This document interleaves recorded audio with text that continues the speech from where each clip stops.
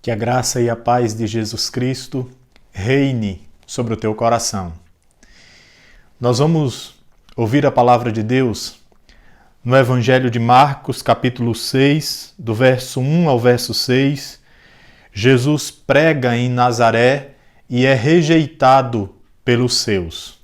Diz assim a palavra de Deus: Tendo Jesus partido dali, foi para a sua terra e os seus discípulos o acompanharam. Chegando o sábado, passou a ensinar na sinagoga. E muitos, ouvindo-o, se maravilhavam, dizendo: De onde vem a este estas coisas? Que sabedoria é esta que lhe foi dada? E como se fazem tais maravilhas por suas mãos? Não é este o carpinteiro, filho de Maria, irmão de Tiago, José, Judas e Simão? E não vivem aqui entre nós as suas irmãs? E escandalizavam-se nele. Jesus, porém, lhe disse: Não há profeta sem honra, senão na sua terra, entre os seus parentes e na sua casa. Não pôde fazer ali nenhum milagre, senão curar uns poucos enfermos, impondo-lhes as mãos. Admirou-se da incredulidade deles. Contudo, percorria as aldeias circunvizinhas a ensinar. Jesus Cristo foi até a sua terra, a Nazaré, e num sábado ele se dirigiu à sinagoga dos judeus, os seus maiores opositores e inimigos, e ali ensinava-lhes a palavra de Deus. O ensinamento de Jesus provocou em muitos que ali ouviam um maravilhamento. Diversas pessoas, ao perceberem a sabedoria, a autoridade e a profundidade do que Jesus falava, ficou encantado com o Senhor Jesus Cristo. Então, Deus nos ensina que Jesus Cristo era um homem Deus, profundamente livre. Tanto livre interiormente, porque a liberdade é algo que acontece primeiro dentro de nós. Jesus era um homem livre diante do Pai, diante dos homens, diante de todos. E na sua liberdade interior, ele era livre também externamente, ou seja, a liberdade de ir em todos os lugares e ali anunciar a palavra, anunciar a verdade de Deus aos homens, a voz do Senhor. Então Jesus tem a liberdade de estar na sinagoga onde estavam as pessoas que mais hostilizavam o Senhor Jesus Cristo. E ele em nenhum momento criou dificuldade, pelo contrário, frequentemente ele estava na sinagoga porque o Senhor entendia que fazia parte da sua missão testemunhar aos judeus. Quer eles ouvissem, quer não, a palavra lhes era pregada. O Senhor corajosamente, livremente, cumprindo a sua missão de testemunhar aos seus maiores inimigos. Deus também nos ensina que a pregação de Jesus impactou a vida de muitos que ali estavam e que, por serem da terra de Jesus, tão acostumados ao convívio com o Senhor e com a sua família, ficavam admirados com aquelas palavras e se perguntavam de onde vem tamanha sabedoria.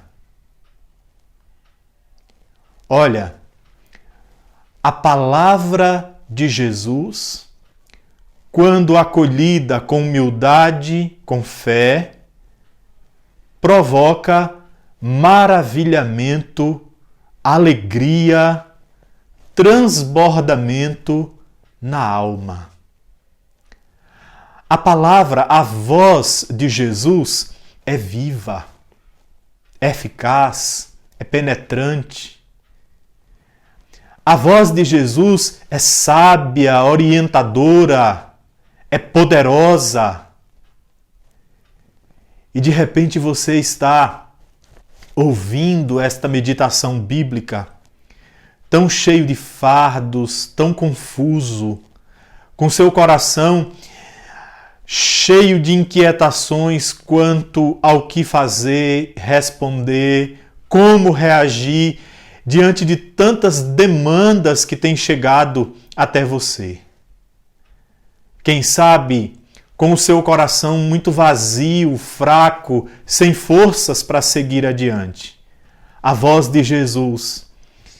Receba a voz de Jesus, acolha, aproxime-se de Jesus e escute Ele.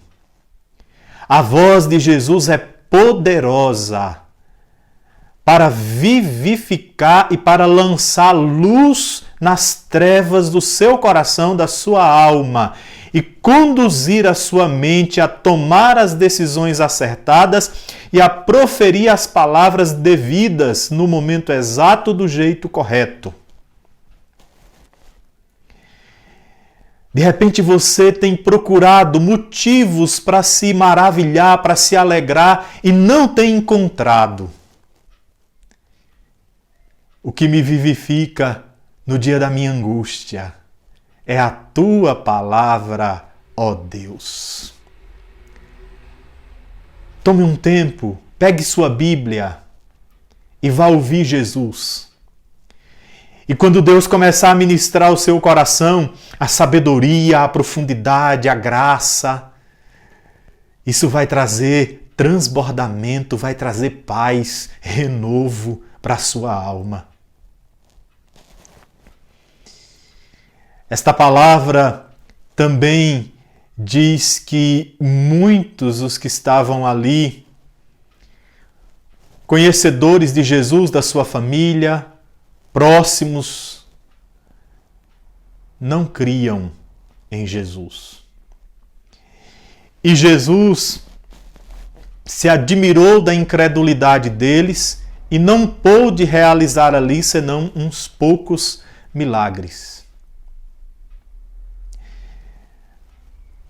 Há uma proximidade, uma familiaridade, entre aspas, que é perigosa. Que familiaridade e que proximidade é essa que é perigosa? É aquela que acha que já sabe tudo de Deus porque foi criado na igreja, nasceu na igreja, já leu tanto a Bíblia, ouviu tantas pregações. Ah, eu o conheço, eu sou servo de Deus, minha família é uma família tradicionalmente cristã, de gerações que servem a Deus. Será? O fato da sua família servir a Deus não é garantia que você serve. O fato dos seus pais, avós crerem em Deus não é atestado de que você crê. É muito perigoso quando a gente acha que conhece, que é próximo, mas não conhece e não é verdadeiramente próximo.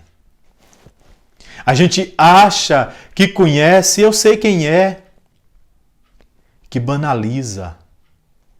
Sabe quem é de ouvir falar externamente, mas nunca experimentou verdadeiramente o seu poder, a sua presença, a sua graça, a ponto de crer nele de todo o coração para ter os seus pecados perdoados e experimentar os seus milagres.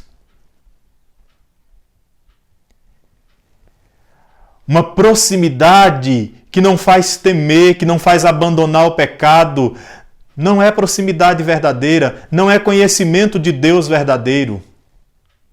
O conhecimento de Deus só é verdadeiro quando ele nos impacta a ponto de abandonarmos os nossos pecados, de crermos nele, experimentarmos a sua presença, a sua doçura, graça e misericórdia sobre as nossas vidas.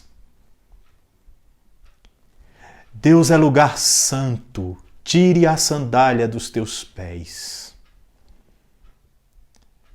Chegar próximo de Deus é crer nos seus atributos, no seu poder, na sua santidade, na sua justiça, na sua glória, na sua sabedoria, na sua infinitude.